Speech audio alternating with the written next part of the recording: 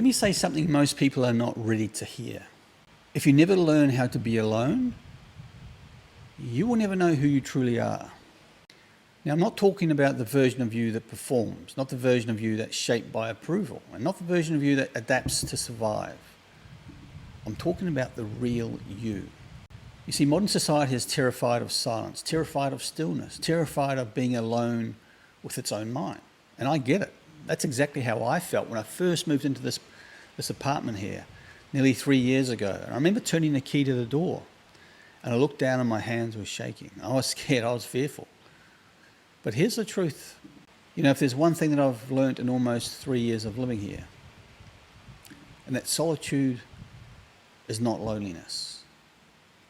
Solitude is a psychological doorway to self-realization.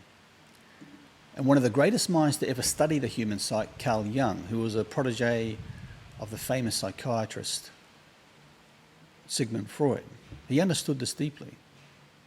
He stated that when you step into solitude, you don't step into emptiness, but rather into the most intimate encounter that you will ever have.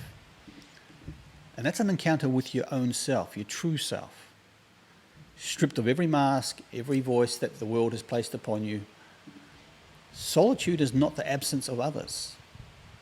It is the presence of the soul when it is no longer diluted by the collective noise of life.